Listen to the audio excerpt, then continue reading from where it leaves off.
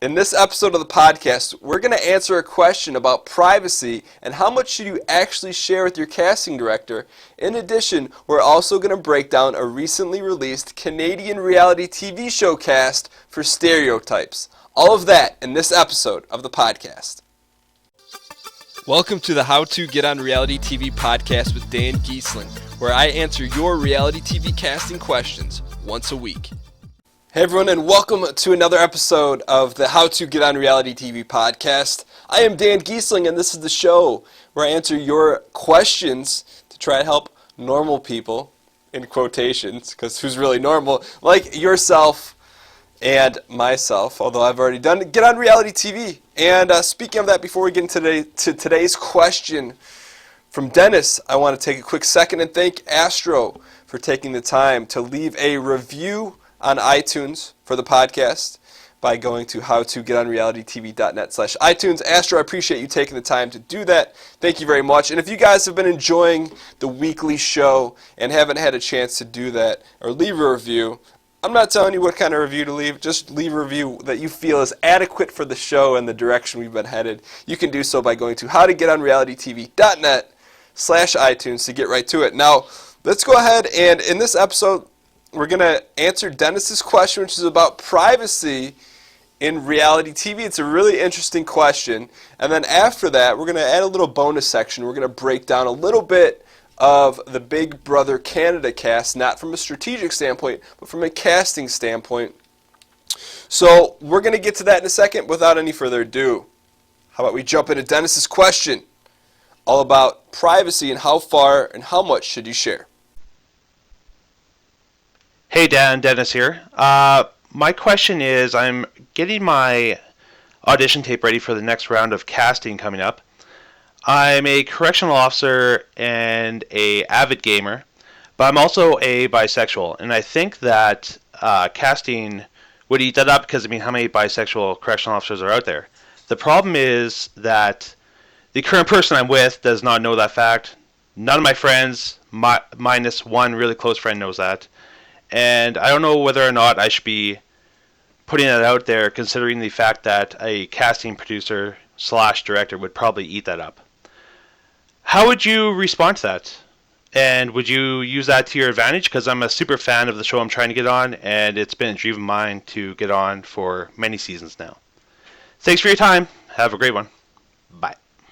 All right, what a question, Dennis. The thing I like about the question that Dennis asked, it's very tailored to him. It's very personal, and we're going to break this question down in a couple different ways. Number one, the first thing that you came out of the gate swinging, you said, look, I'm a correctional officer, so in my mind I'm picturing dude in a jail. You're a gamer, and you're bisexual. And what you come out and say, look, I know this is a good hook. I know this is a good label, or this is a series of labels to put on myself that are going to be very advantageous, to your casting.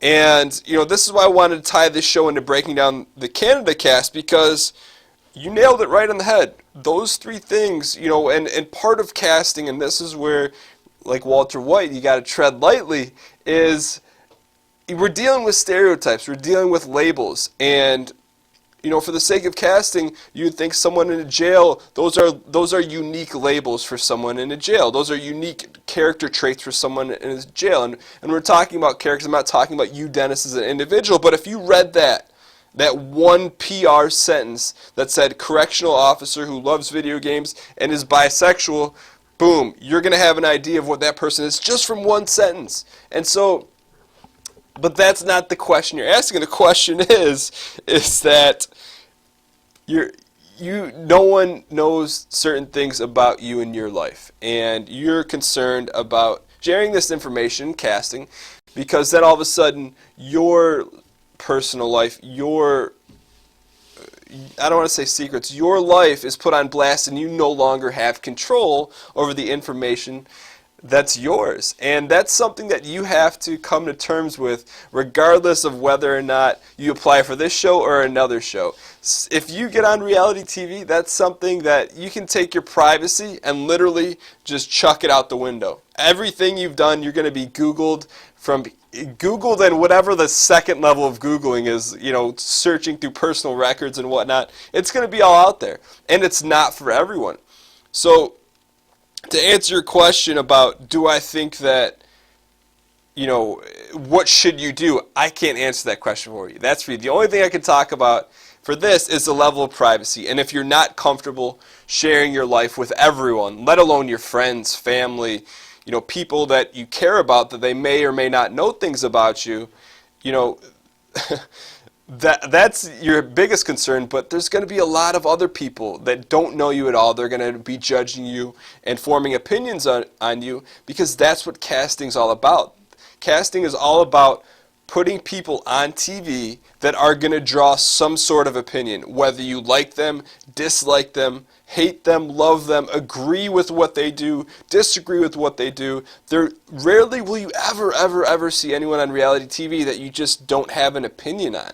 And if you do have that sort of reaction towards someone on a reality TV show, chances are it's probably not that character's I was going to say probably it's not a good show or a good series or good episode, which is without a doubt true, but more so you're not going to remember anything about that person, and therefore you're not going to want to go back and watch the show week after week, and therefore that casting director or associate, whoever put that person on the show, didn't do a good job, because it's their job to find people that invoke some sort of emotion and opinion. Now, the one thing I do want to address specific with your question is that I feel that your story, your PR, your elevator statement, you got it down. It's just a matter of, can you pull the trigger? And I don't want to phrase it that way. Do you feel comfortable opening the floodgates and letting everyone know about your lives? And unfortunately, Dennis, I can't answer that question for you. Only you can answer it. But I think you're on the right track in terms of understanding who you are and understanding how to sell yourself, which isn't an easy thing to do. So I don't want to sit here and be, I'm trying to think of terms. I'm trying to think of like a lawyer, but that doesn't do you any service. I was going to say, well, hey, like when you do well in casting and your life is exposed, I just hope you have a good experience with it. But if you have a bad experience with it, don't blame me. No, and I think that's something interesting to talk about when everyone, whether you're in a situation like Dennis where there's things about yourself that you may or may not be comfortable sharing with a lot of people, is that it's such a unique world that you guys are putting yourself into, and it's not always a caring environment, it's not always a nurturing environment. It's more just, hey, you're getting thrown to the wolves, and what you make of how the public perceives you and what you make of your short time on reality TV, your 15 or 7.5 minutes, ultimately is going to be determined by your behavior on the show, and maybe not necessarily your biography or your pitch. Your biography and your pitch and all that's going to get you on the show. But then what is your, I hate to use the term legacy, but what are your actions going to show about how you're perceived? And so kind of got a little off topic there, Dennis. I hope this helps, and I really hope this helps other people that are really maybe on the fence about, hey, whether or not should I open my life up. Probably if you're tossing it back and forth, if you're not sure, you're probably not cut out for it, because there's going to be 1,000 other people that's not a question for. And I hate to see people apply that get tripped up on something like that, because a casting director will catch you like that, and then all your hard work's down the drain. So if you're on the fence, I'd say think twice about it. If you're got both legs over the fence, I'd say go for it, because ultimately if you trust in yourself and how you act and how you carry yourself, you're probably going to have a positive experience from it. It's just people that freak out over a piece of chicken. Hey, that video clip's going to be on the internet forever, and as long as you're cool with that, then go for it. Well, Dennis, thank you so much for asking that question. Thanks for getting very specific. I love when you guys ask specific questions like this, because I could help Dennis the best that I possibly can, but I know other people are probably experiencing the same thing in different capacities. So Dennis, thanks for asking that question. We are going to send you a free digital copy of my book, How a Normal Guy Got Cast on Reality TV, since your question got answered. And if you're interested in having your question asked on the show, you can get it answered by leaving a voicemail for me at howtogetonrealitytv.net/ask. You can do it from your phone, from website, or from the computer, from your tablet. You can submit it multiple different ways. So Dennis, thank you very much. Also, there's a few of you guys that have been have been constantly submitting questions. That's awesome, because sometimes it's going to take 1 or 2 times. So if I don't get a chance to answer your question the first time around, keep submitting them, and we'll do my best. I'll do my best to get to them eventually. So thank you so much. And Dennis, I hope this helped you out. I want to do something a little different on the tail end of this podcast, because the Big Brother Canada cast was just released, and I got sent a press release from Shaw Media with the casting breakdown. I haven't looked at pictures.